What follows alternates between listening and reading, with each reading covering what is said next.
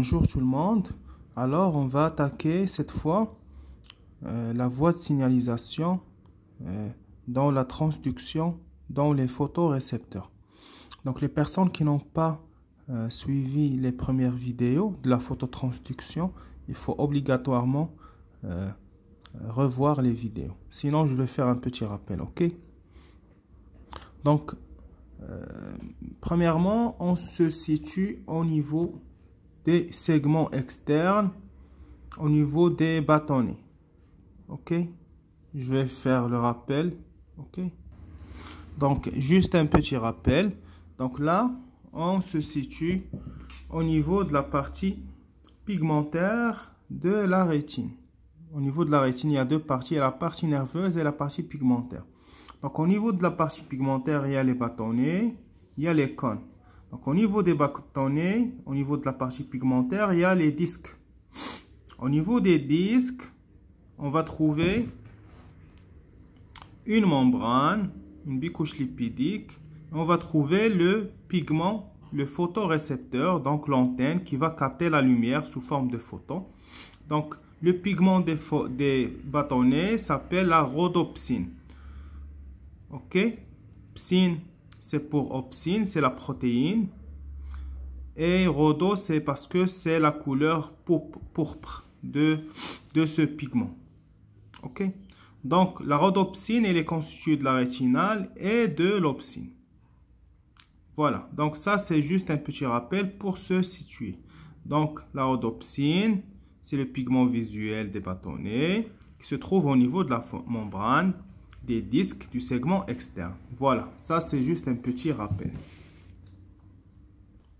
Donc également on a vu dans la première ou bien la deuxième vidéo que la rétinale elle a deux formes. Elle a la forme 6, ok. Lorsqu'elle est liée à l'opsine, c'est la forme 6, c'est la forme pliée. Donc c'est en obscurité, c'est en absence de photons.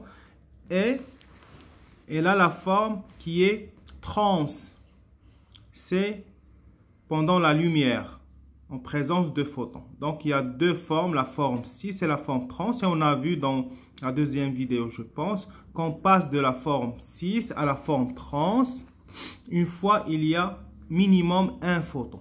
Ok, donc la forme, je rappelle la forme trans, c'est la rétinale, elle est libérée de l'opsine. Par contre, la forme 6, c'est la rétinale, elle est toujours liée à l'opsine, c'est en obscurité. Voilà, la forme 6, c'est en obscurité. Et la forme trans, c'est en présence de lumière. Ça, c'est juste un petit rappel. Donc, il faut revoir les deux vidéos pour pouvoir comprendre la troisième vidéo. Donc là, la troisième vidéo, c'est d'aujourd'hui. Donc, ça, c'est la rhodopsine qu'on vient de voir. C'est le pigment visuel. Donc, il y a le rétinal plus l'opsine.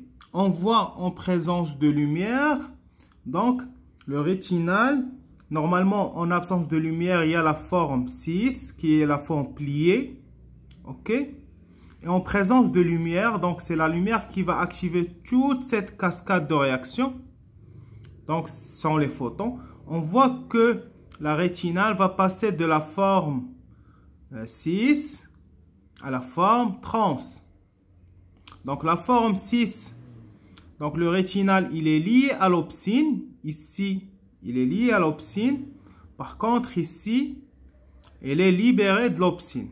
Donc, ce qui fait le passage de la forme 6 à la forme trans, c'est le photon. Donc, le photon, c'est le point de départ.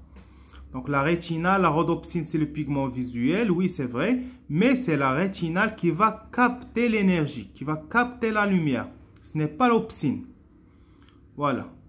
Donc, c'est la rétinale qui va commencer la cascade de réaction. Donc, la rhodopsine ou bien la rétinale va changer de forme. On va passer à la forme trans, qui est la forme droite. OK? Et ce pigment va activer une protéine G. Ici, on l'a appelé transducine. Donc, le pigment va activer une protéine G. Donc, la protéine G va se déplacer pour activer une enzyme, donc une phosphodiesterase, une enzyme. Cette enzyme, elle a comme rôle la dégradation de ce composé qui est le GMP cyclique, le guanosine monophosphate cyclique en guanosine monophosphate. Donc, c'est une enzyme qui dégrade le guanosine monophosphate cyclique. Et bien sûr, quand il est dégradé, sa concentration il va baisser au niveau intracellulaire. OK? Donc, cette enzyme, elle est activée par la protéine G et son travail, il va dégrader ce composé et du coup, on va voir une baisse de la concentration du GMP cyclique. Je vais essayer de vous montrer la structure de GMP cyclique et la structure du guanosine monophosphate. Donc, je vais laisser ça à la fin de la vidéo. Je ne trouve pas le document. OK, donc, l'enzyme va dégrader le GMP cyclique. Il a une forme cyclique. Il dérive du guanosine. OK, donc, en GMP. Pour nous, ce qui est important, c'est que la concentration du GMP cyclique va baisser. OK? Donc, je vais refaire ça. Donc, un petit récap avant de continuer. Donc, le point de départ, ce sont les photons. Pour les bâtonnets, donc là où se trouve le pigment visuel, minimum un photon. Minimum. Donc, ici, j'ai mis plusieurs photons. Mais minimum, il doit y avoir un seul photon. Donc, le pigment visuel, c'est la rhodopsine. Et qui va vraiment fixer le photon, c'est la rétinale.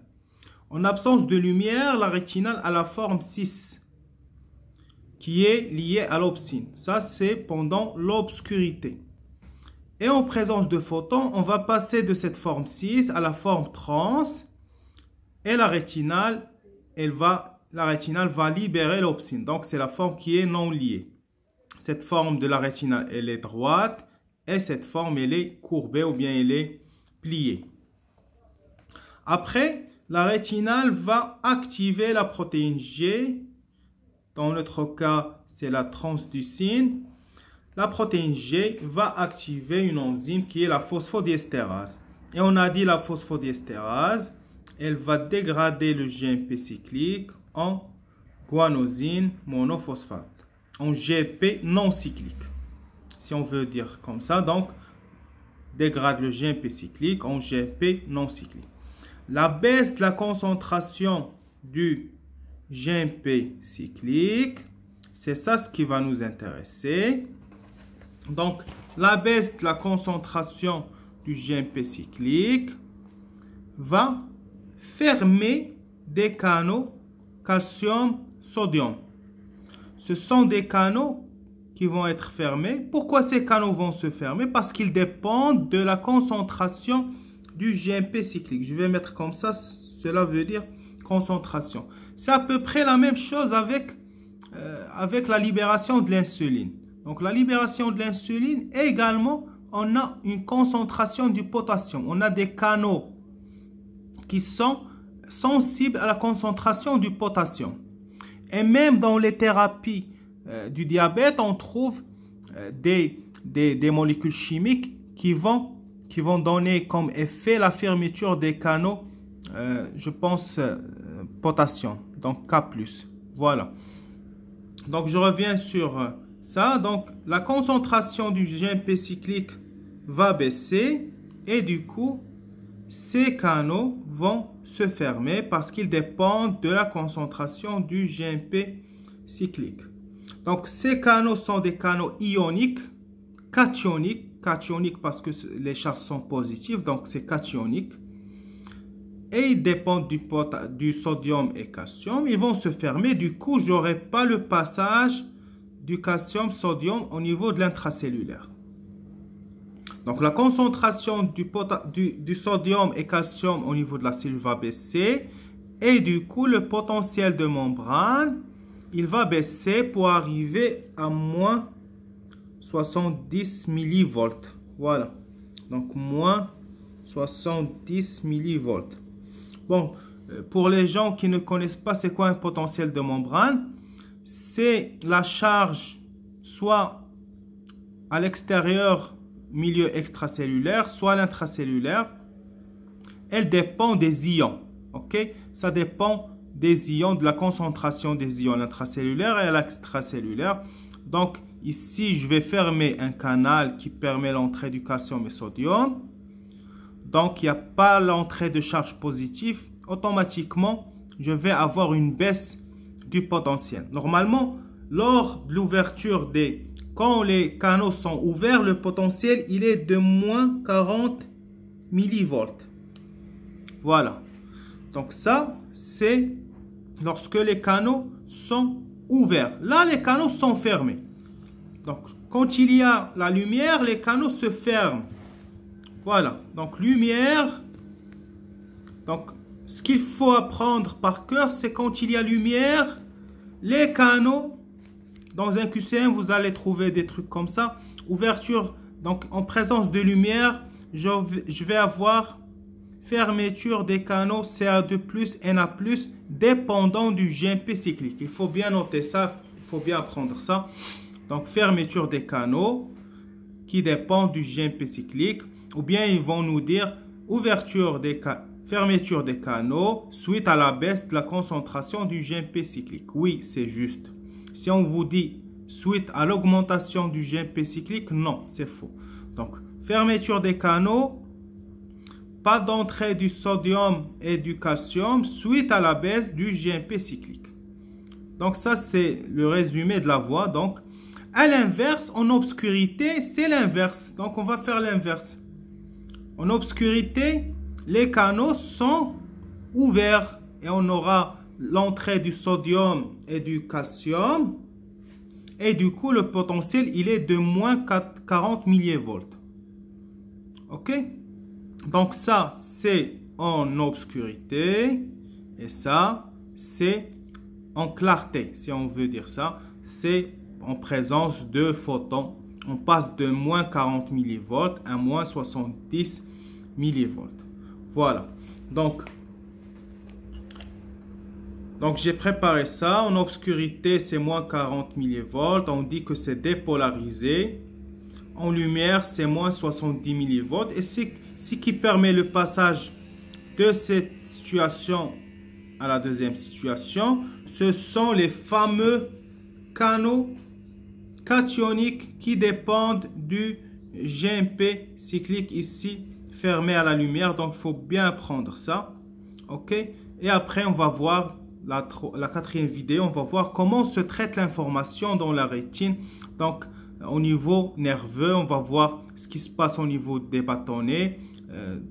Voilà. Merci.